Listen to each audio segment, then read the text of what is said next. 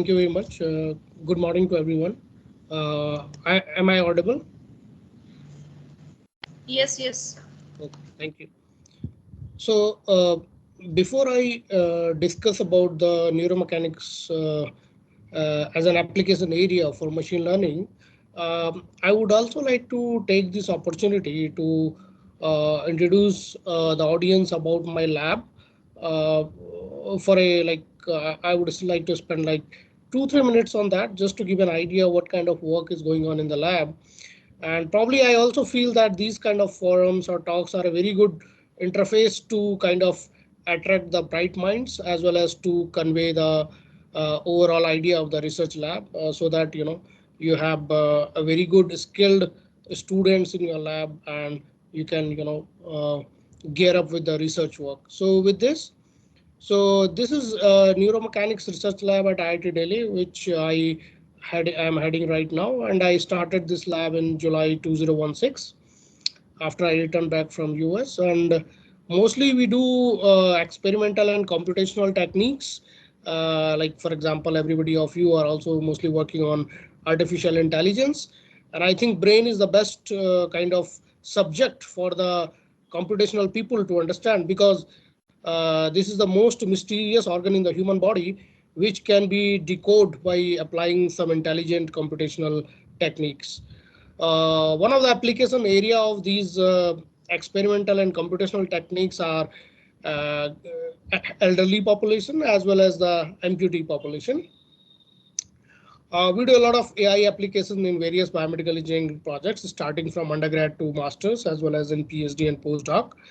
One very recent area that we recently started is that bridging the Ayurveda and neural engineering, where you might have heard of many herbs in the Ayurveda, which are very useful for many applications. Like for example, you might have heard that Brahmi uh, is a herb which is supposed to be very good in Alzheimer's disease. However, there are no neuro scientific evidence so far to prove this theory in the human species. So one of the area that we are working on is interventing the area from engineering side to bridge the gap between Ayurveda and the neuroscience. So you can see some of the pictures depicted in the bottom of the slide, showing some of the products coming out of the lab, as well as some research area. You can see we do a lot of neural studies for amputee population, as well as developing some hardware, the assistive devices, which are primarily focused on the lower limb. You can see that most of them are related to the lower limb. However, we recently started some work on the upper limb as well. These are the available facilities in my lab. We have 64 channel wireless EEG system.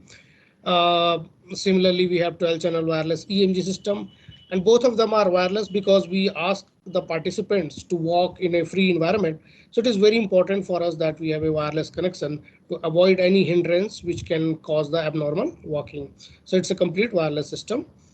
You can see in the third one that we have a FES system, which is very recently procured item in the lab. It is a functional electrical stimulator, which provides electric currents, constant current source, basically, you can say, for applications to neural as well as the muscular functioning. So, for example, if there is a paraplegic patient, then there is a kind of signal disturbance coming from the brain. So what we do is we actually decode it from the EEG and then drive the muscles artificially by using this stimulator. Then you can see we have digital goniometers. And we have developed some prototypes. I'll discuss all these in my upcoming slides. Instrumented shoe, which can record your foot profile while you are walking on different terrains. You can see the insole for foot pressure measurement system, then prosthetic leg, and then one hardware which is called force myography system. These are the projects which are which I mean there are many projects, but I have only mentioned those who are relevant to this study. You can see that they are related to EEG, they are related to Parkinson's, and they are related to prosthetics. These are the details of the hardware coming out of the lab and recognized as patents in US as well as in India. These are some of the recent publications from the lab. You can see mostly are related to biomedical instrumentation and neural systems. So we are also recently started working on drug delivery, the controlled drug delivery, but at a very preliminary stage. So probably sometimes in future we will have some more results to showcase that. So with this, I will start to the technical part. It was just an introduction of my lab. The broad research areas that we are working on: biomedical instrumentation, gait and balance restoration, neurorehabilitation engineering, prosthetics and robotics, and assistive devices. So in this particular talk, I will focus on gait and balance restoration of amputee patients, spinal cord injury patients, and the probably if I see, I can touch upon the stroke patients as well a little bit. So when we talk about the gait is something which is a clinical name for the walking pattern, and it is in a very simple way, you can say it is one heel strike to heel strike to next heel strike related to with reference to either left leg or the right leg. So one heel strike from right leg to right leg, or one heel strike from left leg to left leg. That is being considered as a gait cycle, right? So now this gait cycle is basically uh, can be in different terrains. For example, in this particular figure, you can see this person is walking on ground, over ground walking or level ground walking, but eventually he has to climb on the stairs or on the ramp. Now this particular step which takes you from ground to stair is called the transition step, right? And it has a very kind of completely different biomechanics from either the previous locomotion or the upcoming locomotion. For example, in this case, this transition step would be very different from the level grind walking as well as from the stair walking. So it will have something which is in between. You can say the transition, right? Similarly, you can see in the end, once it reaches to the final step of the stair, the transition will happen from stair to the ground. However, initially it was ground to the stair. So you can think of there are multiple transitions, multiple terrains to walk in a everyday life.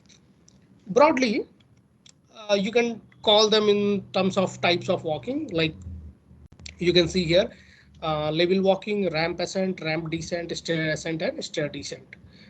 Now what you can see is, even though there are 5 locomotion, but there is a possibility of different transition, like level walk to stair descent, level walk to stair ascent or something. There can be one possible transition also, like for example, say ramp ascent to stair ascent. However, this kind of transition in a daily walking environment is very rare. However, it cannot be completely ignored. So you can think of like there are multiple transitions that can take place while you are walking in a realistic environment, right? So now if we zoom a little bit in a given terrain, either it is level walk, ramp ascent, ramp descent, one step is biomechanically divided into 2 broader phases, which are called stand phase and swing phase. So if you don't kind of remember it, stance and swing, just think of that stance is a phase when your foot is in the ground, and swing is a phase when your foot is in the air, right? And then, further these within a stance phase, uh, there are multiple phases based on the loading and unloading of the leg. For example, you can see in the stance phase, the first you are loading your body to the ground through this foot. So that is called loading response. Then eventually what happens, you completely shift the center of gravity towards the right or towards the side of the leg, which is called mid stance.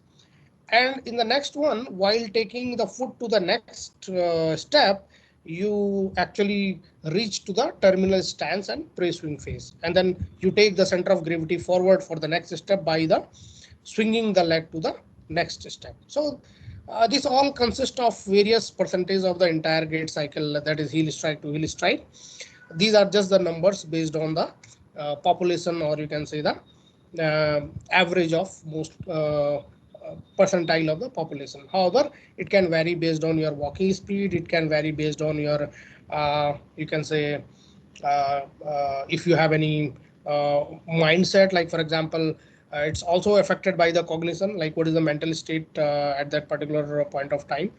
So, but yeah, in general, these are the percentage based on the collected data from the previous researchers. Now, what is amputation? So amputation is the removal of limb by a trauma or medical illness or the surgery, right? So whenever there is a trauma, for example, any road accident or something, or medical illness, for example, cancer or let's say some infection or maybe surgery. So this leads to the trauma. Sorry, this leads to the amputation. Now, the major causes of amputation in our country in general is you can see here 70% of this is basically due to the vascular disease. Vascular disease means that is called peripheral artery disease, like the bad health of your artery, bad health of your muscles at that particular location. However, 22% are due to accident, and then 4% are others. Others reason may be like, it can be any ulcer formation, it can be any other infection or something like that. For example, cancer and all. So, or maybe burn also, like if your skin is burned out due to some reason. So this is a kind of a distribution of the various factors which can lead to the amputation. And vascular disease due to diabetes is kind of very prominent one due to the development of this peripheral artery disease and neuropathy and all this. So being the diabetic capital, I think the India would be having the more number of clinical population as well as amputations in near future. So somehow we need to kind of find a way to rehabilitate those people so that they also come into the mainstream line. You can see here among all disability, the movement disability is pretty high compared to other disability. For example, you can see it is as close as the visual disability, which is 18.8%, and the movement is 20.3%.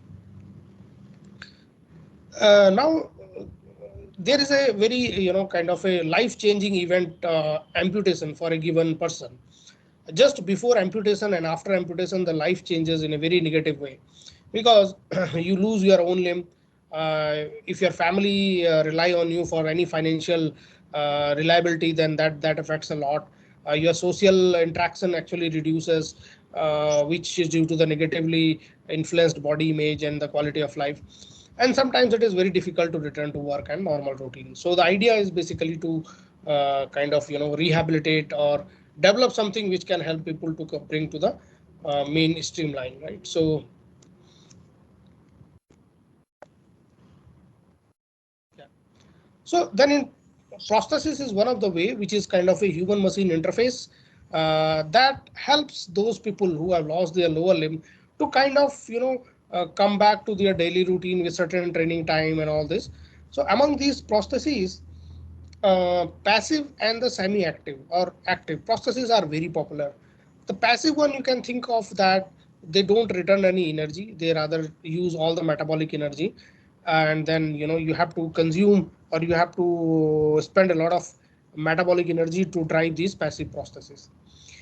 Semi-active are those who are not driven by the electrical energy, but they store energy at certain gate phase and then release at a certain gate phase. So you can think of it as a semi-active.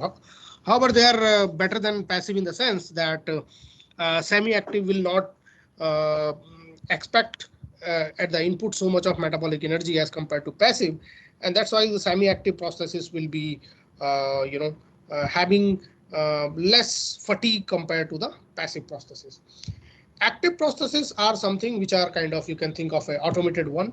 There is a very least component of human in the loop system.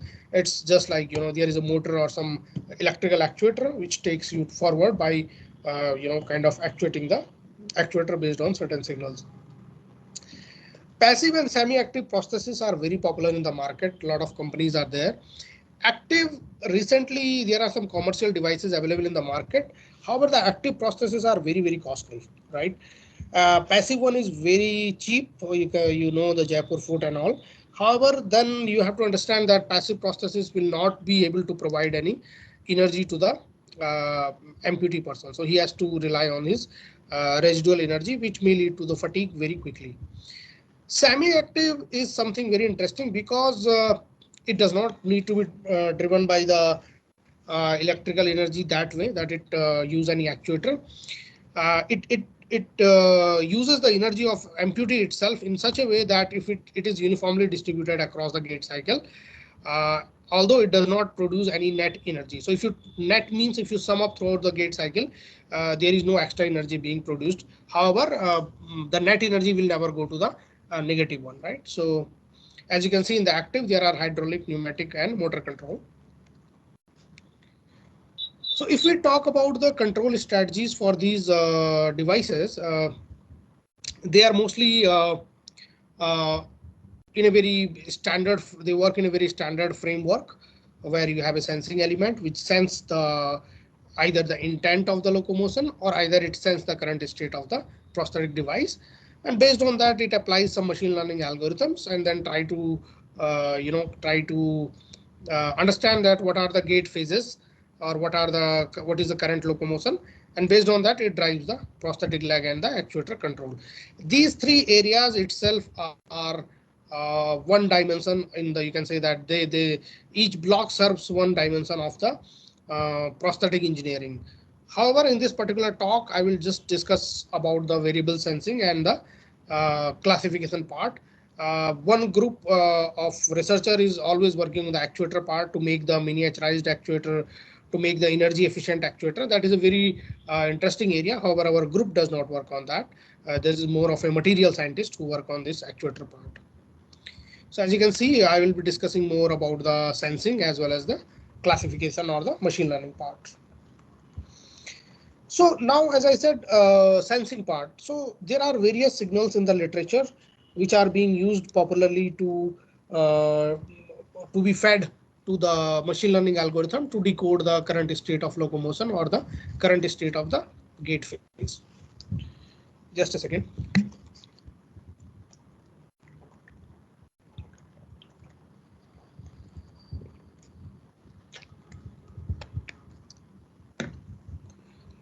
So as you can see, there are mechanical sensors available like accelerometers, gyroscope, foot switch, goniometer. Specifically, accelerometer has been very popular in the past few months. The reason being is by accelerometer, you can actually calculate the angular velocity as well as the angular position by just doing some integration methods. Although there are certain drawbacks as well, that if the initial condition is not zero, then you will also integrate that offset, so it will lead to a very high error. But there are mechanisms to actually to remove that offset. There are mechanisms available, right? Starting from the simple mathematics to the complex mathematics. So as I said, they need some complex signal processing because of the noise.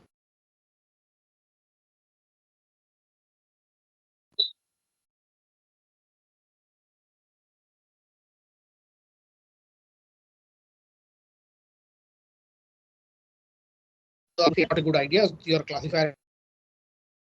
So, am I audible? Yes, you're audible. Okay. So just wanted to update. If any chance I lose the internet or you lost my voice, please call me on my mobile so that I'm aware of that. So yeah. So the other sensing method which has been very popular in the past, that is electromyography. And the reason for why the popularity of electromyography is that one, it actually is a very intuitive kind of interface compared to the mechanical things.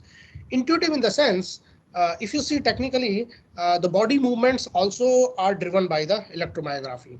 So for example, my upper hand or my limb, lower leg, they are in nature also driven by the EMG. So it seems to be a very intuitive interface to drive the artificial limb. Like if the natural limb is also being driven by EMG, then my primarily my choice would be the EMG for driving the prosthetic limb also. And that is why it has been so popular, because of this intuitive appealing nature of the EMG.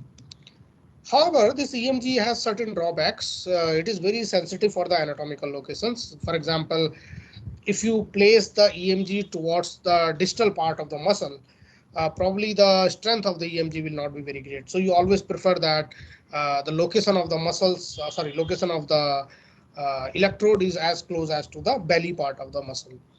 Second thing is you always want to actually apply this EMG electrode in parallel to the muscle fibers so that your electromagnetic field is not cancelled out due to the perpendicular region. So, but then you have to have that knowledge that, where are the muscles fiber parallel. Generally, this assumption that they will be parallel to the limb is not correct. For example, in your thigh part, there are many muscles which are not parallel to the thigh, rather they are at certain angle, which you all know that is called pination angle. So the problem is that electromyography seems a very promising tool or promising interface to these artificial limbs, but then it needs very nice anatomical knowledge or clinical knowledge, which is not possible for a common user. It is only possible with the clinicians or the doctors. Second drawback, which is very challenging, is that EMG is very susceptible to the sweating and humidity. So if, like, for example, in the tropical regions or in India, like, sweating and humidity is very common. And in fact, in our lab, we have received many feedback from the amputee that, in the summers, they feel very uncomfortable to wear these prosthetics due to that heavy sweating inside the body. And the reason is because they are using a lot of metabolic energy. They sweat more compared to a common human being. Other thing is the electrode shift is a very common problem in the limb movement, because as you move the hand or leg, there is a high probability that you will also, after 1 hour, 2 hours, the electrode will also shift. And as soon as the electrode shift, it creates a lot of noise, which corrupts your EMG signal. And because your EMG signal is the main source of information to your classifier, sometimes your classifier also collapse. So having said that, mechanical sensor has certain advantage over that because they are mechanical variables. Is there, Deepak ji? Yeah, please. Sorry. Am I audible? Is there some issue?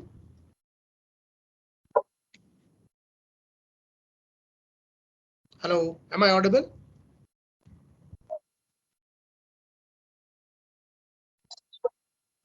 Sir, yes, sir, you are audible. Okay. So, having said that,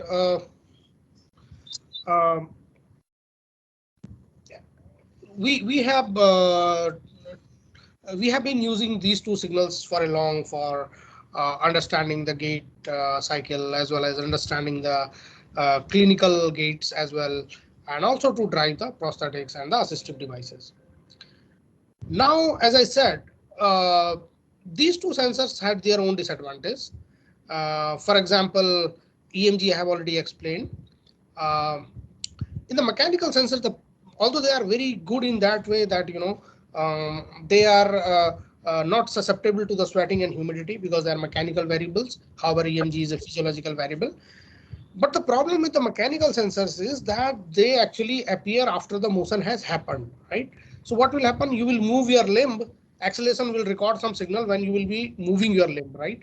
So basically, you will have a very less time. Your processor will have a very less time to react to the actual gait cycle because that the signal is appearing after the actual movement. So that way it is kind of not very suitable for the real-time execution of these. But still, there are certain scopes of using those devices in the real-time system as well. Now, having said that, what we want is a source of information which is having the advantage of both, like being a bit intuitive in the sense that it is related to the muscles directly, and something which is mechanical, so that it's not affected by the physiological variables. So what we approached is force myography. So I will show you what were the objectives basically. So we wanted to develop a force myography strap to acquire the myography signal. So force myography is nothing but it is the force being developed by the muscle in the radial direction, not in the longitudinal direction. So if you think, if you just imagine how your muscle fibers are oriented in your muscle compartment, they produce stretching behavior, right? So they contract or they stretch based on the requirement of the load which you are carrying. However, while stretching and contracting, because there are huge numbers of muscle fibers, they also create a force in the radial direction. Although it is very less amount of force, but it is being produced by the muscles. And this kind of force was not very popularly used earlier in studies. So we thought, can we actually use this information or this kind of signal to actuate the prosthetics, or to see whether this can be a useful interface uh, or can be an intermediate interface between the mechanical variables and the muscular information. So what we did is we developed, I mean, this is off the shelf sensor from the market. You can say this is a force sensing register, which acts based on the change in the resistance, based on the stretch, and then it records the change in resistance and delivers the force. Right. So of course we need to actually calibrate it. So the calibration was done in this UTM machine. This is called universal testing machine. You can see where the sensor is placed, and there is a load cell which records how much force is being generated, and the output is recorded by the circuit. So now I have the output of the force sensor, sorry, this FSR, as well as the voltage. So I can calibrate the voltage versus force. So you can see that this calibration curve was used, and the sensitivity of this curve can be changed by this resistance by changing the voltage divider circuit. So this is the calibration curve. So after calibration, what we did was we developed a strap where we placed all these sensors, like this upper sensor, this sensor, by after calibration, to different 8 positions which are equally distributed in a strap.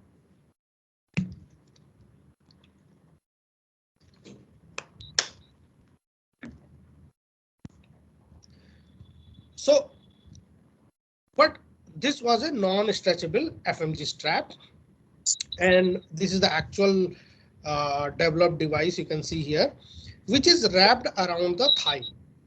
So when you wrap it around the thigh, each sensor will be mapped to a certain muscle, or let's say a group of muscle or two couple of muscles. So you can see here I have mapped all these sensors based on the thigh muscles in the human body. And these are the names. So S1 is mapped to the rectus femoris muscle, S2 is mapped to the vastus lateralis muscle, S3 is mapped to the iliotibial tract, S4 is for biceps femoris, and S5 is somewhere between biceps femoris and semitendinosus. So you can say that it is having the portion of both the muscles. And S6 is semitendinosus, S7 is adductor muscle, and S8 is vastus medialis. This is the instrumentation system, so I'll just skip it. This is just a simple electronic circuit. Now what happened is that because of the different thigh diameters, because we have recorded the data from various population, so everybody has a different thigh diameter. What we realized is if there is a higher thigh diameter, we have to kind of stretch it, right? And what we realized is that due to stretching, these force sensor started creating an offset because they are not recording the muscle force. They are due to stretch itself of the thigh of the strap. They record some initial pressure or initial force. So we thought this is not a good idea and we should develop a stretchable strap. So what we decided, and other thing is with this strap, if we don't want to stretch it, we were able to only record a few data from the few participants who were within this diameter. So that was a very big limitation, that it was a limited sample size.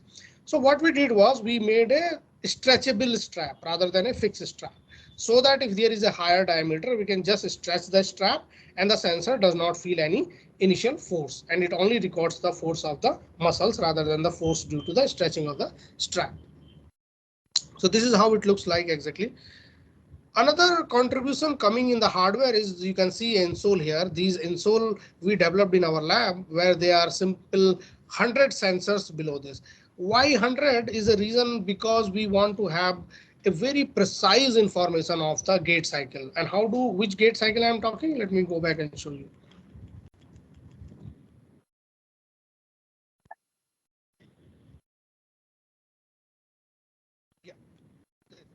So you can see here, we have, if I want to understand in which phase I am right now among these four, I need to have a pressure profile of the foot, right? So for example, in the first position, the sensor at this position will be high compared to this position. So we used a highly dense insole developed in our lab to make sure that we record the right gate phase in a accurate way. And then you can see here, all these are integrated to the controller. Now, after the hardware, we developed the protocols to collect the data, and the protocol was as simple as you can understand from this figure. The person has to walk 100 feet in this direction, 60 feet of ramp with 5-degree slope, and then he has to walk on the stairs with 6 feet of height and 12 feet of width, right? So 12 feet of the stairs walking, and he has to climb up as well as climb down, similarly in the ramp. So this is the experiment protocol. And as I told, the recording site was the mid of the thigh muscle. You can see a amputee here, and this is a representative population of the amputee. And the number of sensors are 8, and this is their age and all. And these are the muscles corresponding to these sensors. Now what we did was we collected the data from the insole and then the signal from the strap. You can see there are 8 channels for the sensors. And then what we did, we collected the features out of these sensors and segmented them, and then we calculated the variance ratio. So variance ratio is a parameter to decide whether a classifier will work or the not work. So if your variance within a class is less and across the class is high, then it's a good framework or a good problem to solve by machine learning. But if your variance ratio within the class is very high and across the class is very low, then you might have to have a very huge number of data to develop any classification model. So once we realize that variance ratio is favorable for classification, this is a equation for that. We replace that variance ratio by training and testing data and developed a classifier, which is a LDA. LDA is a linear discriminant classifier, which is nothing but a threshold classifier based on the assumption that your data is Gaussian distributed in both the classes, right?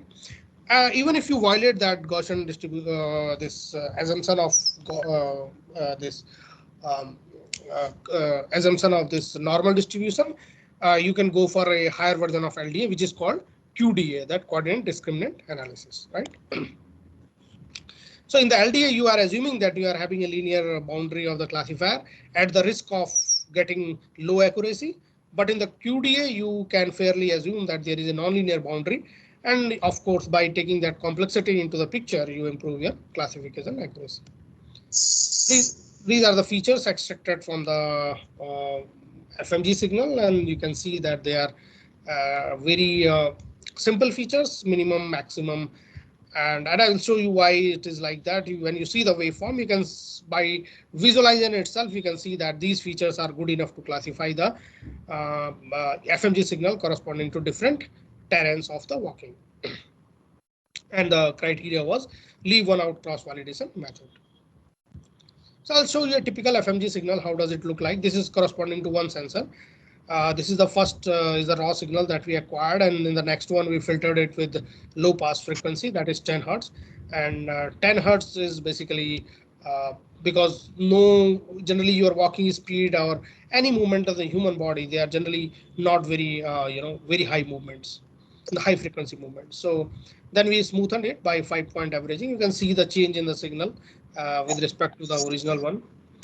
And these are the gate events marker, which is recorded from that 100 sensors used in the study.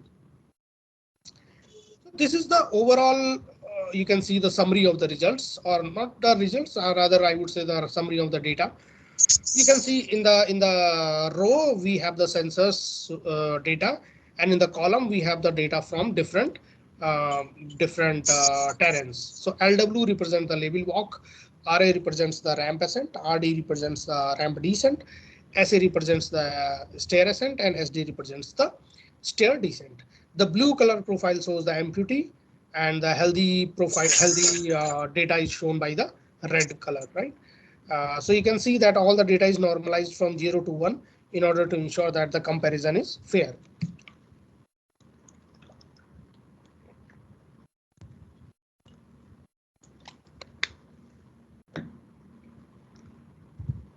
So yeah, so you can see here that now you can see from this figure that some basic features can even work better. Like for example, if you see here, um, uh, because our target is not the classifier to develop MPT versus LD, rather our classifier job is to do whether it is LW, RA, RD, or SA or SD. So for example, if you see here in the pattern wise, you can directly see that there are patterns in terms of amplitude and slope, which can be easily used to classify what kind of locomotion it is, right? So that is why I told you earlier that in the data you will see that why the time domain features are good enough to actually classify the different terrains. So this is a representative signal for all different locomotions, just to show you that why the time domain features are good enough for the classification purpose. For example, here you can see in RA versus R. So if I compare these two, you can see that this peak is very prominent here compared to this peak. So slope will be able to actually classify here. Similarly here, you can see this slope is very prominent compared to any other in the. So just time domain feature seems to be good enough for the uh, and a simple classifier model seems to be good enough to classify these, right? So this is MPT versus healthy across different. So this is from different sensors for a given locomotion. Now, as you can see here, the variance ratio. So variance ratio, you can see here across the classifier is very different compared to within class. So that gives an idea that this can be developed as a framework of the machine learning. So when we apply this LDA, we found that in able-bodied, the classification accuracy was really high with a very low standard deviation compared to the amputee, where the accuracy was a bit lower than the able-bodied and the standard deviation was little higher. And the reason for higher standard deviation is because even you feel that the amputation is above knee, but even above knee has a lot of level. Like anybody can have a level just above amputation, and anybody can have a level amputation just below the hip. So you can see that even though both are above knee amputation, but there is a various level of amputation that can happen between the knee and level, and that is why even though both are coming under the category of above knee amputation, but they might have a different biomechanics due to the level difference in the level of the amputation below between hip and the knee. This is the confusion matrix, and you can see that a ramp ascent and ramp descents are, especially ramp ascent has a very low accuracy. And the reason for that is ramp ascent is quite similar to the level walking, in the sense that I can say that the level walking is a ramp ascent walking with 0 degree of slope, or I can say that ramp ascent is a ground level walking or level walking with certain degree of slope. So they have quite a similar biomechanics also reported in literature also, and that is why the accuracy is bit low in the second, you can see in the confusion matrix. So if I compare this work with the other previous work, you can see that force myography produces kind of similar accuracy as compared to the previous work. In fact, much better than the previous work, where a lot of sensors, or it outperforms us EMG as well. And the reason I told you why EMG is not a very suitable technique for given geographical conditions and the environmental conditions. As you can see in amputee also, our algorithm was very good, because the reason is the training period is very less, because it is as intuitive as EMG. However, it does not affect by the sweating and other parameters, which I will show you in the next study. So as you can see here, the conclusion, it's a very customized size strap. The flexible strap can accommodate a huge range of thigh diameter. And I mean, those who are from instrumentation background, they might have understood by this time that it's a very simple design, but still it gives a very good accuracy, even more accurate than EMG. And those who are from machine learning, they will appreciate the fact that the features were very, very simple, not computationally complex like wavelets or Fourier transform, and they could really perform well. The good thing is FMG strap need not to be in the direct contact with the skin, which I will show you in the next slide. Although this time you can see here the sensors are laminated, So because they are laminated, they will not be affected by the sweating. I'll show you in the next slide. Next. So we published this article in IEEE transaction on human machine system. So if you want to have a more details of this, you can jump to those articles and see and the other article in the measurement. So we thought that if you remember that in the previous previous work, I showed you that we developed a insole which has 100 sensor to record the phase of the gate cycle, because that is very important for the machine learning classifier. Especially these three events are very important. We thought that can we use this muscular information to also identify that what kind of event or what type or what phase of this gate cycle is uh, uh, currently in the walking pattern. So what we did is I'll not go into the detail of methods because they will remain same. Instrumentation will remain same. I will just go to the signal processing part of that. So earlier method, as I told, they use insole, like we also use the insole. The problem with these insoles is with the time they get teared out. Like for example, their life cycle goes down. There are a lot of issues involved with sweating issues while walking and all. So people use IMUs. IMUs are a good method because they, by just having the velocity profile, by integrating that, the velocity has a very good marker to denote that which event is this right now. But as I told you earlier, inertial measurement unit comes with a compromise of integrating the offset as well. However, some complex signal processing can remove that. So we thought, can we use the force myography again to decode rather than decoding that, it is ramp or it is stair. Can it decode that, it is 50% of the gate cycle or 30% of the gate cycle like that. So the objective was to detect the gate events using the force myography in the level ground and ramp walking. Just a second.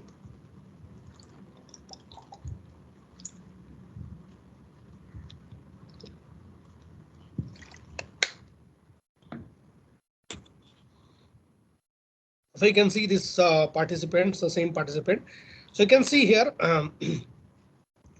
this was used. So because as I told you in this, we want to detect these 3 points: right heel contact, right toe off, and this. So these 3 points can be easily detected by these 3 sensors, because when you do this sensor will press, and this sensor will press, and this sensor will press. So these are the gold standard. And what our idea is, by using this FMG, can we reach to the same accuracy by which is being developed or which is being concluded by this foot sensor. So we asked the participant to walk, as I told. However, this time we also consider this transition gate cycle. You can see this is a transition gate cycle when the person is moving from ground to ramp or from ramp to ground. So there are 4 transition cycles you can see. One is ground to ramp descent, and then ramp descent to ground. That is 2 transition. Third transition is ground to ramp ascent, and then ramp ascent to transition. So these 4 transitions were also taken into consideration. How in the previous one it was not. However, in this study we took that transition. So this is a very very simple machine learning approach where what we did, we created a signature database by doing some certain signal processing, and we try to find out that whenever these events happen, like for example this event happened, what is the signature profile and what is the signature profile at this and this, right?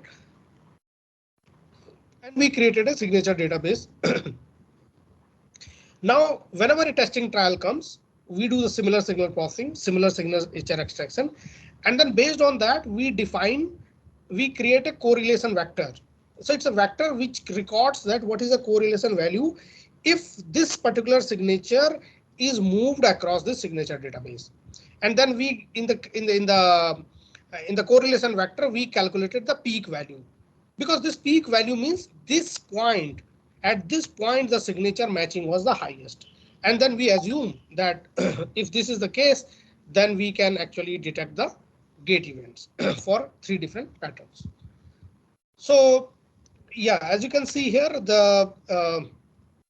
with this we recorded the data from healthy and amputee population. As you can see, we have 8 sensors, and this is the error profile. MAE corresponds to the mean absolute error, which is in millisecond, and you can calculate it by the time of gate event calculated from the foot insole and the minus the time calculated by the FMG sensor. So basically it is a performance criteria, MAE, right? So as you can see, most of the error were within 30 millisecond, I will say, compared to the, like, for example, you can see the toe off and heel strike event. As I told you, we want to calculate those events. Toe off was easily recognized with a minimal difference between the gold standard and our approach. In amputee, the error was a bit higher, which is obvious because of the walking pattern. And the signature database was very less for the amputee, only 2. However, for healthy, there was a huge database. Probably in the future, we thought that if we have a more signature database for amputee, the accuracy can be improved for the amputee population as well. You can see this is the gate event detection for only one sensor to show you that a single sensor is also good enough to reach the accuracy of within 30 milliseconds.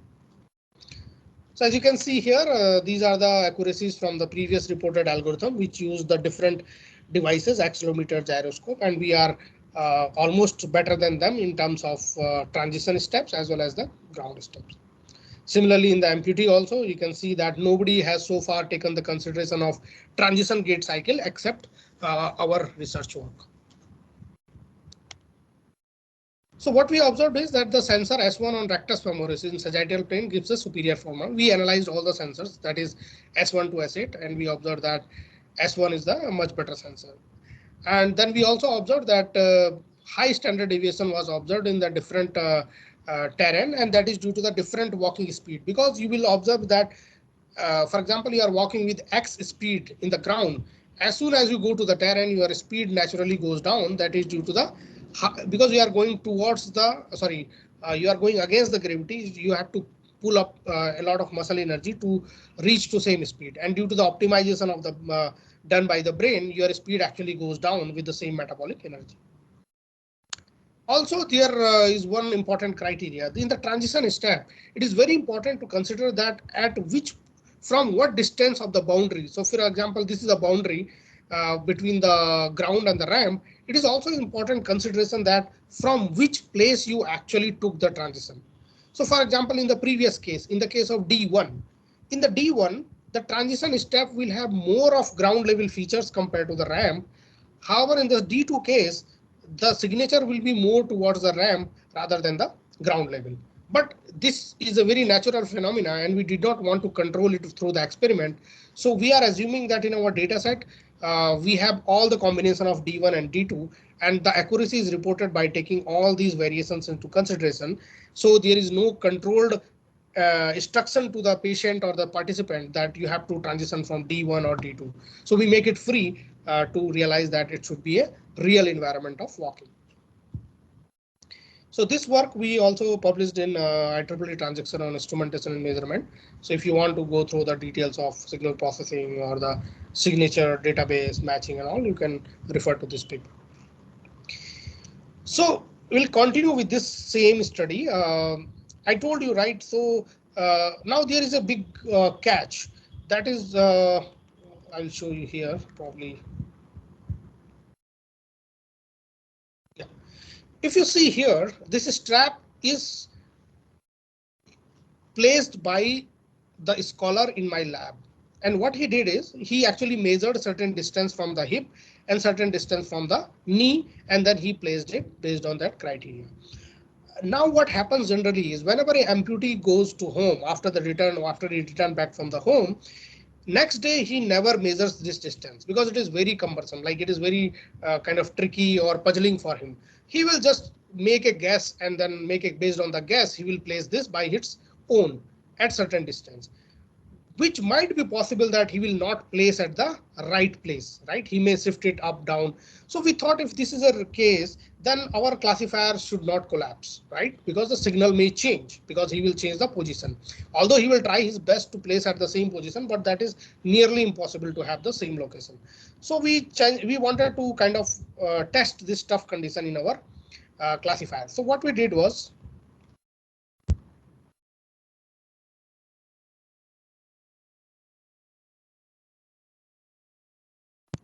so what we did, one, we placed the humidity sensor because we wanted to test the how does our algorithm or the sensor works in the humidity, and rest of the things are nearly same. The only change we did was something like this here.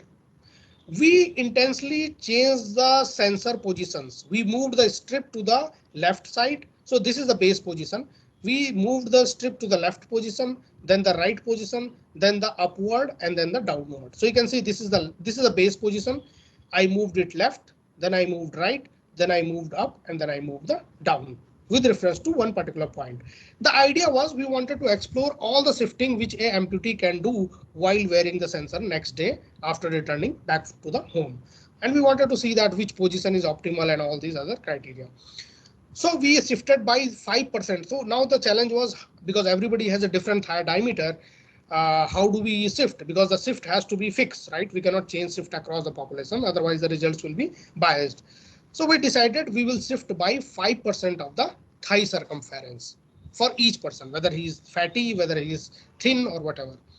So what we observed that when we shifted the 5% of the thigh circumference, the shift was 2.4 centimeter in the healthy, and in the amputee it was 2.3 centimeter. Similarly, in the vertical it was 2 centimeter, and in the amputee it was 1.6 centimeter.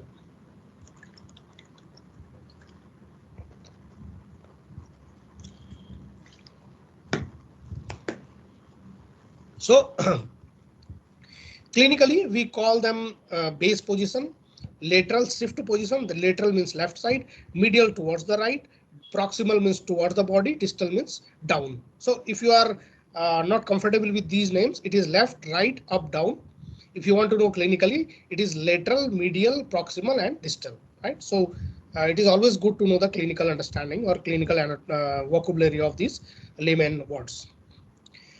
Now this is a method part. So method part is very straightforward. We took the FMG signals. First, we took all the 8 features and 8 channels. We calculated the accuracy. Then we reduced down the features. We did the pair t-test statistical analysis before observing the normality of the data because the subject size was less. Then what we did, we further reduced the number of channels as well. And then we calculated for all the position. You can see here FMG signals for all the position, FMG signal for all the position. And based on that, we also introduced the humidity factor, and we finally found the classification accuracy 3. So there are 3 classification accuracy. One, which is like from all the positions, all the channel, all the features. CA2 is with less features, but all the shifts, but only 4 features. And the third is with humidity taken into consideration, all the shifts and reduced number of channels, right? So I'll show you the results for all these. Features were again remain same, the earlier one, and the classifier also remains same because we did not want to change anything because it's a long study of 2-3 years. So we did not want any of the change to make the results biased for anything. Yeah, because as I told, we have to reduce the features. So we calculate the Shannon entropy, which is a metric to see that whether the features are mutually independent or not. So what we found that 4 features were good enough to actually reach to the same accuracy, and the channel reduction was done by the grouping, which I'll show in the next slide. So this is the overall classification accuracy with 8 features, basically CA1, right? So this is CA1. And then this is a Shannon entropy to reduce the features number. You can see the matrix here with features and channels. And after Shannon entropy, we were having only 4 features, right? So this is CA2, this is CA1, this is CA2. CA2 is what you can see here. CA2 is with reduced number of features. You can see here, reduced number of only 4 features, but the channels are not reduced. So this is CA2 after feature reduction, but the channels are same. Now we want to reduce the channel also. So when we reduce the channel, we used a grouping method. So how did we use grouping? We first calculated accuracy of individual channels, and then we plotted them like this. Now after that, what we did was we refer to the amputee population as the reference. Why amputee population? Because amputee population is the user of this study. Healthy will never be user of this study, right? Healthy will never need a prosthetic. So we referred the amputee data as a reference to decide the grouping of the channels. So what we did, the dotted line is for the amputee, you can see here. Sorry, the triangle one. So the bottom one. So in the bottom one, what we did, we found that channel 2 has the highest accuracy, and after that it is channel 1. So what we did was, first we make a group of channel 2. We are assuming that only channel 2 is good and sufficient. Then we introduce the next higher accurate channel, then next higher, then next higher. So we keep on adding the new in the descending order of their accuracy in the graph. And what we found that after channel 3, we perform the statistical analysis. You can see in this, for each group, we perform the statistical analysis, that is pair t-test, to see whether the significant difference in the accuracy is not or there. So what we found is between group and group 2, there is a significant accuracy, means group 2 is significantly better from group 1. And then we move to the group 3. But when we perform the group 3 with group 2, we found that group 3 and group 4 are not significantly different, which you can visually also see. Means after group 3, even if I add more channel, this does not add much to the classification accuracy. And interestingly, what we found that all these three muscles, rectus femoris, which are corresponding, because we know the corresponding muscles. In the literature, they say that all these three muscles are good and sufficient to define the classifier. So we also found that our FMG is in agreement with the EMG. However, our FMG gives more accuracy in the terms of percentage classification accuracy.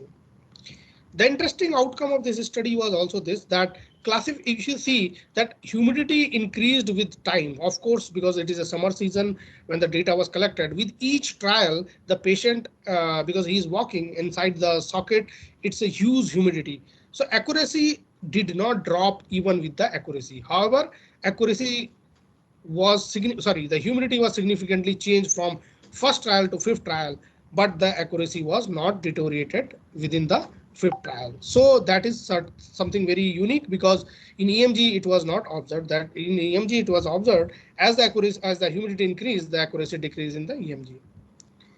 So the conclusion of this study was the FMG proves to be robust enough to be utilized for locomotion mode classification, even if the shift is there is a shifting of electrode. And you can see humidity and shifting, the third point, which is a major limitation of EMG based system, was thus eliminated. We also observed that the minimum number of channels required for computing classification is 3 channels, and which are corresponding to the anterior muscle of the thigh and is well related to the previous literature. So we published one article on that, which is in the IEEE Journal of Biomedical and the Health Informatics. I'll show you one video how this all concept works, just for a second.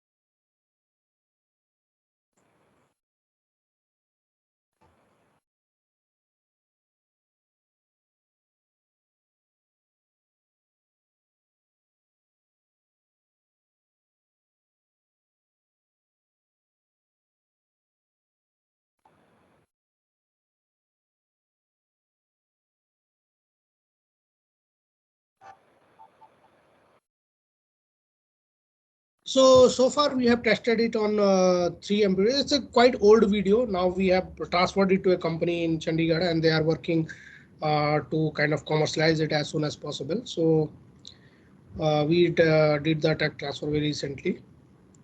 Yeah, so I think I'll take a break here. If you have any question, I would like to kind of discuss that. Otherwise, I'll be here for I'll be here and I'll start after probably 5 minutes. So if you have any question, you can ask me. Yes, sir. Very nicely explained, sir. May I ask you, sir? Sure, please. Yes, sir. Sir, like suppose the person who is having a lag, and suppose it is operated lag due to fracture and having nut bolts and all. So will it affect the sensors? Mean will it be any change in estimation of heel strike or toe off, like, or it will be same? No, the reason for that is because uh, when we are training the data, training the model, sorry, the model is being trained for any you can say modification in the prosthetic leg. For example, if a person is using any prosthetic device which is developed either in my lab or even any other lab, we need some initial data to train our model either for gait event detection or for locomotion classification. So actually what happens is when you are training the network, this kind of hidden uncertainty, like you said, nut, bolt, or any other, is already being taken into account while we train our model. So I don't think that even if you change, but yes, that the data corresponding to that change has to be fed to the model before it is being trained. Yes, sir. Thank you so much, sir. Any other questions? Any participant want to ask any question?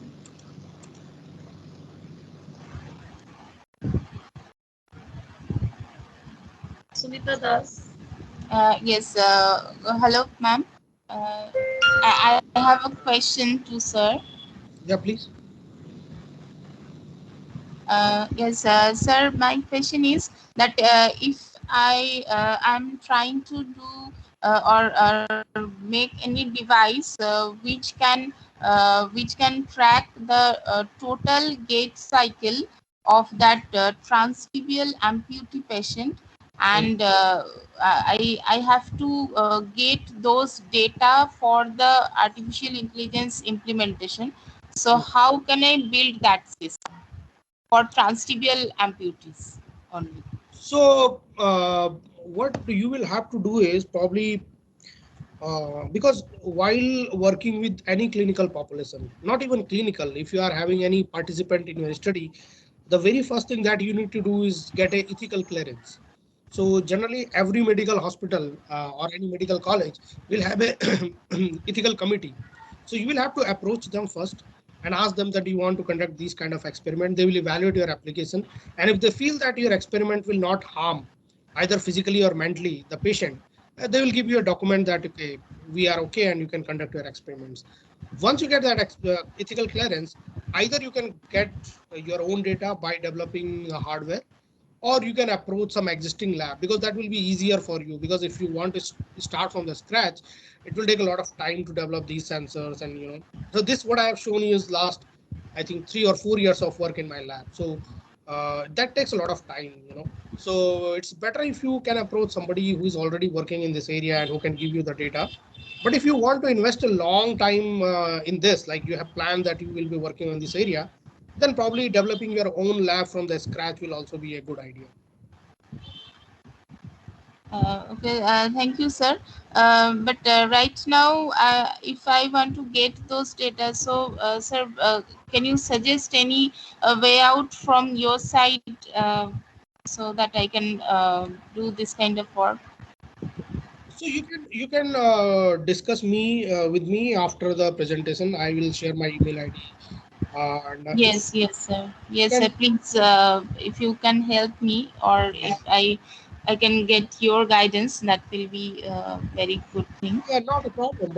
But the important thing is that if your research problem should be very appealing. Like you will have to kind of convince that this data can be used for some new science or new discovery or new engineering, because some collecting these data takes marathon efforts.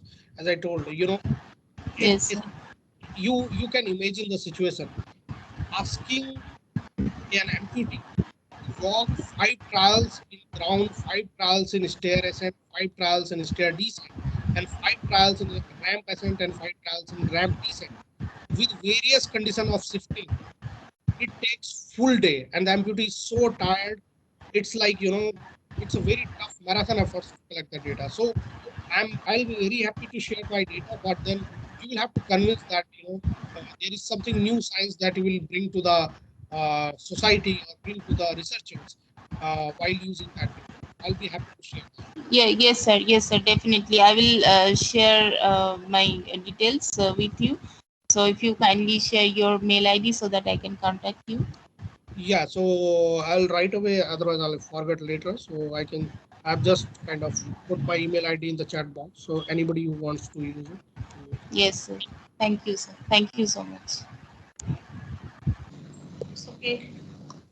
So the next study which I would like to share with you all is we are also working for spinal cord injury patients, and the idea is to use the electrical stimulation to enhance their mobility, but in the real time, because there are studies which says that in the real time FES are and synchronized FES are very effective to rehabilitate the spinal cord injury patients and bring them back to the normal routine. So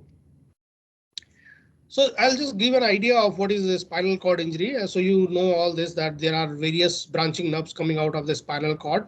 This is a spinal cord section. You can see there are C1 to C8 cervical nerves and thoracic nerve, and lumbar nerves and sacral nerves. So all these groups of nerves, they serve different organs in the human body, right? So for example, sacral for the lower part of the body, lumbar is for the legs, and thoracic for chest cavity and all this, right? So what happens is if there is any damage to any part of the body, so that can be due to any reason, primarily due to trauma, especially the car accidents and all. They also damage your, so there can be two types of injuries. One is called neural injury, one is called non-neural injury. So neural injury is more towards when you also get damage to your nerves. However, non-neural injury is that your nerves are intact. It is just a fracture kind of thing, which any orthopedic surgeon can take care after surgery or after any rehabilitation exercise, right? So in worldwide, every year about 40 million people are suffering SCI, especially nowadays. It's too much of distressing due to the lifestyle as well. However, the main reasons are, as I told you, work, road accidents, and inattentiveness. Inattentiveness means sometimes unknowingly you lift a very heavy load and then you damage your spinal cord or something like that.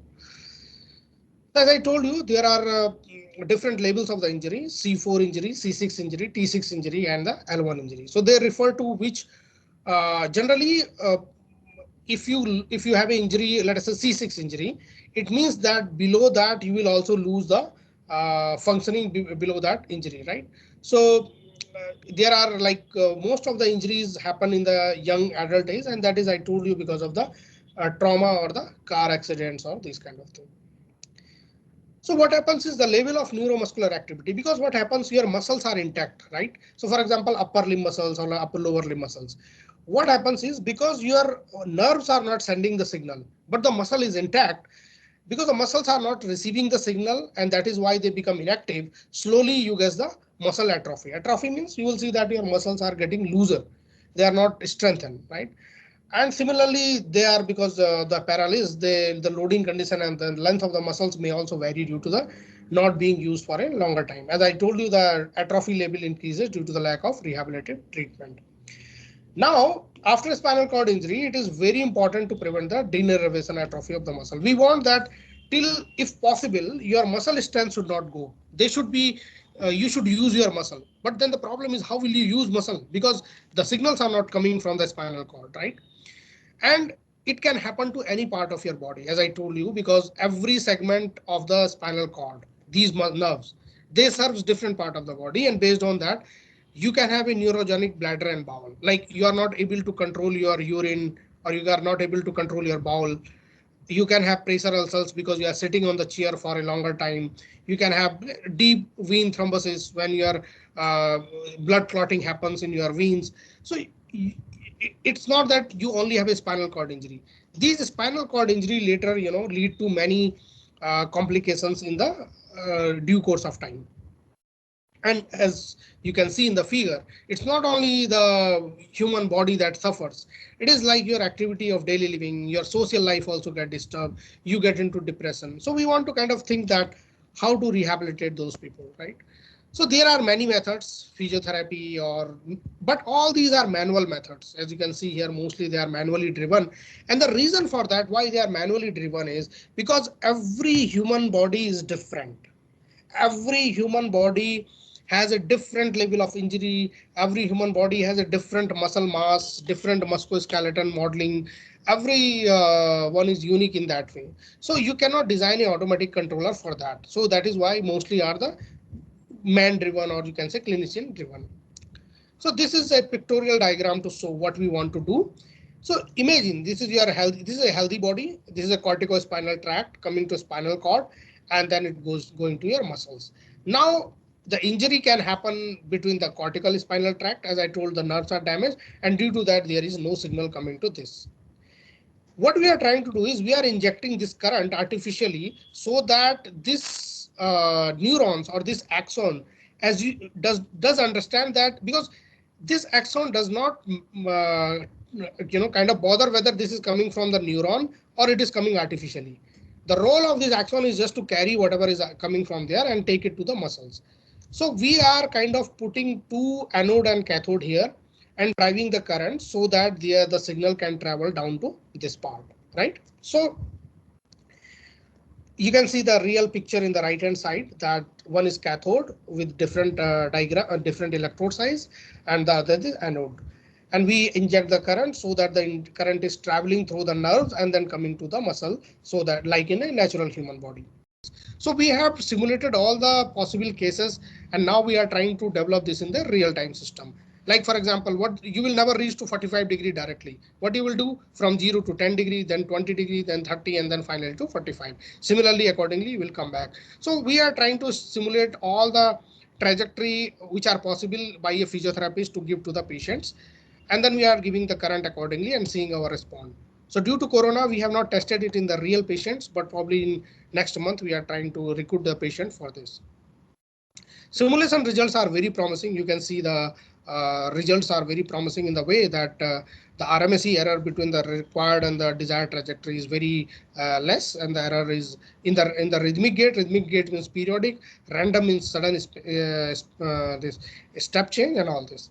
So this paper is under review in knowledge-based system. Probably in a month or so, we will be able to receive the feedback. So this is the last study that I would like to share with you, which is effects of vibrotactile feedback on postural and cortical dynamics of lower limb amputee during balancing. Here we are trying to provide, so whenever you are balancing yourself, you take input from your vision, that is eye, you take information about your orientation, and you take information from your proprioception. All this information goes to the brain, and then brain commands your muscle to do certain movements, and then the current state also goes back to the, so this is a closed loop system, as I told you. In the amputee, what happens, because they lose this feedback from the muscle, they don't know what is the proprioception coming from the muscles, right? So we are trying to, so this is a mathematical analysis, which I'll kind of skip. What we are trying to do is we are trying to give them feedback about their posture by using these sensors. So I will show you what we are trying to do.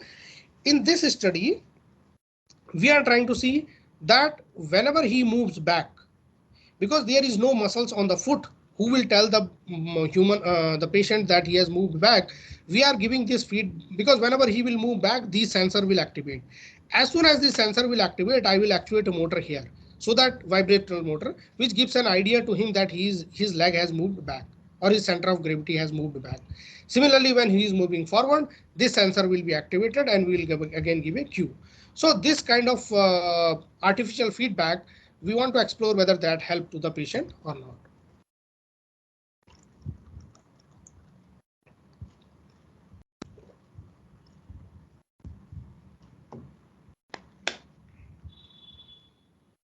You can see here, this is the base position, that is X. He is moving backward, that is called backward shift, BS, or he is moving forward shift. So you can see there are two motors based on he is moving forward or backward. These two motors will be activated inside the socket, and he will come to know what is his movement.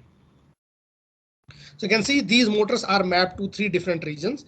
Posterior zone, if any of these sensors is pressed, this motor 2 will activate. If he is in the mid zone, basically standing, no motor will be activated. If he is in the anterior zone, then motor 1 will be activated. This is the dataset processing.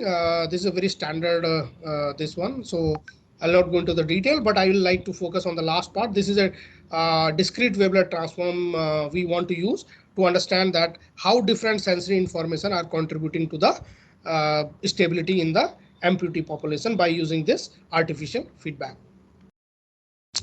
So as you can see here is that the energy level of left limb and the right limb, which is a prosthetic, which is the amputated limb, we see that at the 10th level, there is a significant change in the energy in the amputee.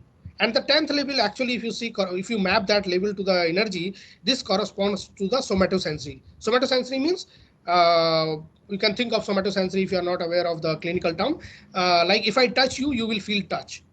Right. So sensory means which are receptors in the skin, which takes these receptors information to the brain. So what we observed that by using this, the amputated limb was able to receive that information and tell it to the brain that there is a artificial feedback, which he could integrate in his control strategy. Right. So you can see there was in the sound limb, we observed a significant change. However, in prosthetic limb, we could not observe the significant change, and that is because of we could not provide him more training. So they need little bit of training to understand that which motor corresponds to which. But there was a significant improvement. You can see in the right side figure.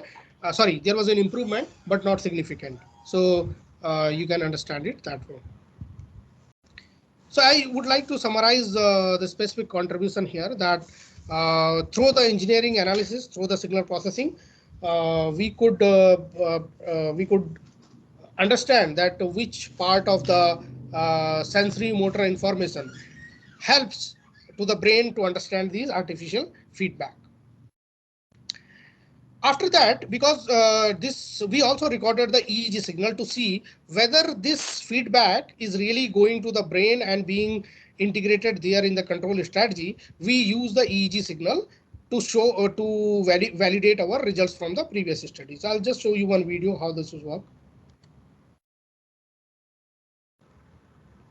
So you can see he is standing right now and he will be instructed to move forward and backward, and then he will move it.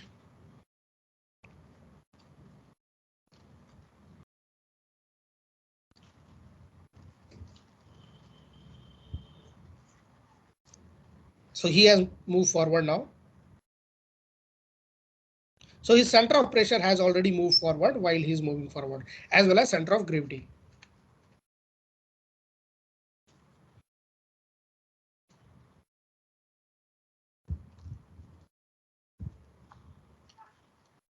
Now he has moved backwards. So his center of gravity has moved backward. Right? So this kind of, and because EEG is being recorded, so we can find out that what is the strategy he is using. Similarly, we did it for amputee patient also. You can see in the right side, amputee is also doing the same thing. So we want to understand how he is using his artificial feedback as a control strategy to use these additional sensor feedback. So this is you can see the balance task and all the protocols. This is a flowchart of EEG processing. I'll briefly discuss about this. So first we import the raw data and then we downsample to 100 hertz because literature says that most of the frequencies that contribute to these kind of experiments are below 30 hertz. So 30 means 100 hertz is good enough as per the Nyquist criteria. After this, we use the high pass filtering for removing the offset and all. However, while doing this, we took care of the aliasing frequency. So we make sure that there is no aliasing effect. After this, when we removed all this, we re-refreshed to the common average because the signal was taken not from the common average, it was from the FP1 and FP2. So later we re-refreshed them to common average. Then artifact subspace restriction was used from EEG lab along with the ICA to remove the sources which are noisy sources. For example, you can say that source of eye blink, source of muscles in the forehead. So we have to remove all them. And then after we reach there, then the standard K means clustering to find out the sources and the dipole fitting. So these are standard EEG signal processing. And you can see here that these are the outcomes of the healthy subjects.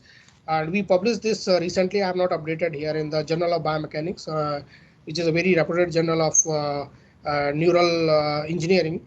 and one other journal is an IEEE transaction under review. So these are results from the healthy. Unfortunately, I could not introduce the result from the amputee population, but they are once our paper is published, probably I'd be happy to share with you all. So this is all from my side about the application of machine learning and all in neuromechanics.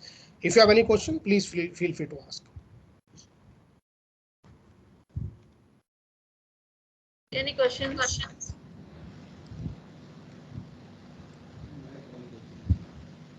Mic on. I think we have given the rights. Hello, sir. Sir, I have one question regarding this EEG and EMG. For these two types of biosignals, how can we, merge these two signals for any type of data analysis for the limb movement? Yeah, that's a very good question actually. So sometimes what people do is there is a concept that is called coherence. So if you can calculate the coherence, which is nothing but the constant phase difference between the EEG and EMG signal, that is a very powerful tool to understand the neuromechanics of any limb movement. So you can go through the kind of literature or any book if you have regarding this coherence. So coherence is one of the very powerful tool to understand the EEG, EMG signal biomechanics for any limb movement. Thank you, sir. But sir, for this type of analysis, which platform I should use? I mean, which software or which platform? So if you are not using machine learning, probably MATLAB is very good. But if you plan to use, so what you can do is you can process. I mean, this is what I generally do is I process my signal in MATLAB because MATLAB has very good signal processing toolbox, and you have a good freedom of applying your customized concepts in the coding. But for machine learning, Python is really good compared to, I would say, MATLAB. It's my own kind of judgment, so don't get biased. But this is what I generally do. I feel MATLAB is very, very rigorous and very good in terms of signal processing. So if you are using like wavelet or independent component analysis, principal component, then MATLAB is very good. But if you just want to do classification, then deep learning and all are very good for Python. Okay, sir. Thank you very much, sir. Thank you.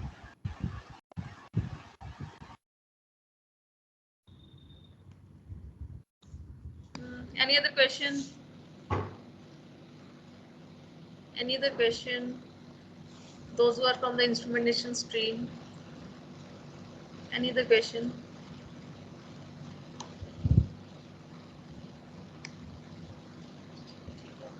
You're doing, Deepakji. I just wanted to ask whether you used fMRI for doing any analysis? Functional MRI? No, we have not done so far. But yeah, I think that will be very, very interesting to do fMRI. Unfortunately, we have very limited fMRI machine in Delhi, and one that is in AIIMS is very, very busy with the OPDs. So, and private, they are very costly.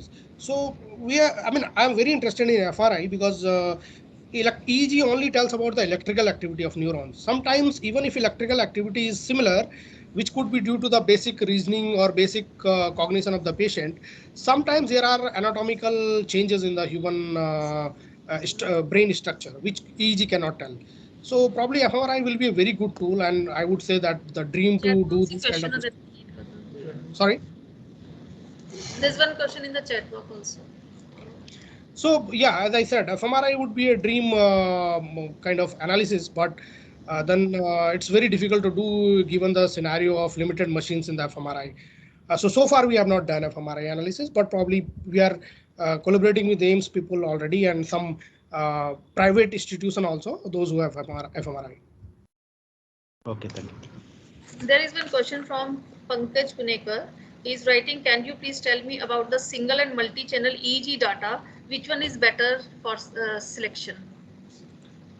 So, which one is better selection? Yeah, so in EEG, basically, it's not about even channel. Later on, if you do the analysis, you will see that you end up with finding the sources inside the brain. So from one EEG channel, it's very difficult to find the source of info because think of it this way. Probably if you have read ICA, you will understand that what we are recording in the scalp is the summation of various sources of information inside the brain. So the idea is to find the sources, not the recording sites. Recording site is just a way to measure the impression of with different resources, different sources of neural information which are synchronously oscillating, right?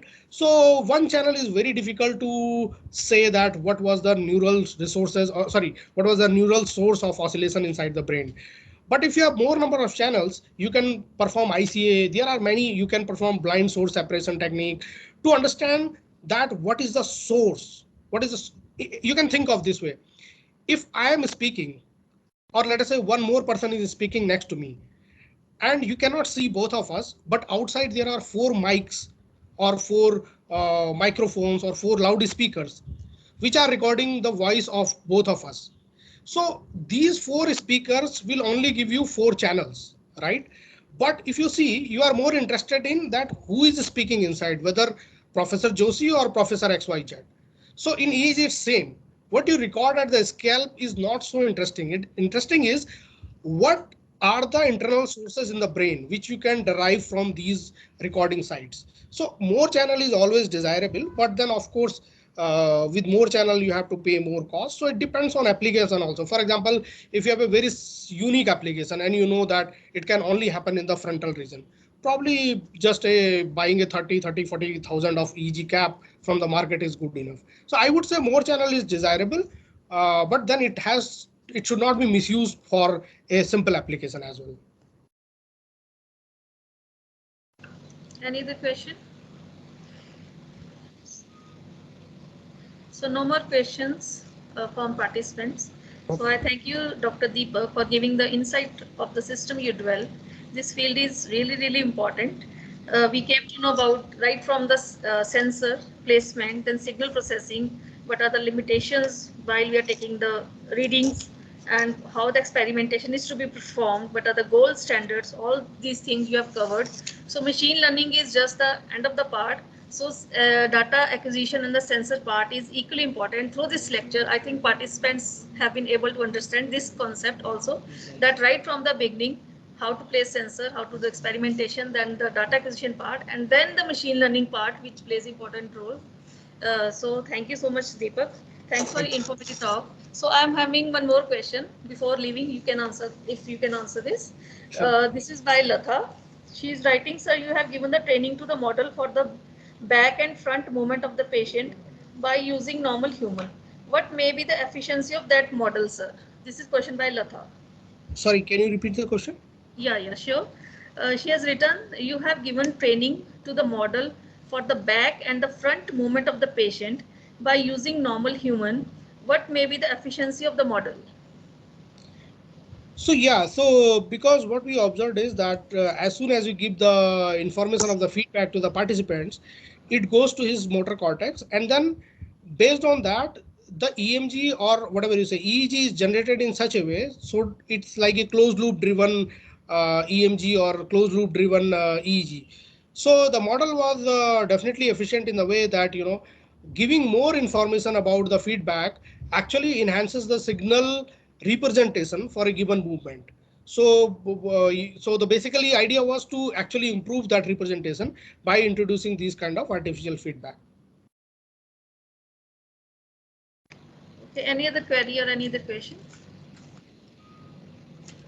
Thank you. Lata has said thank you. Thank you. So with this, we end our session. We'll meet together at 3 p.m. for the next and the last session of the day, and at the same link. So we'll take the lunch break over here. Thank you so much, Deepak, once again for your informative talk. Thank you so much.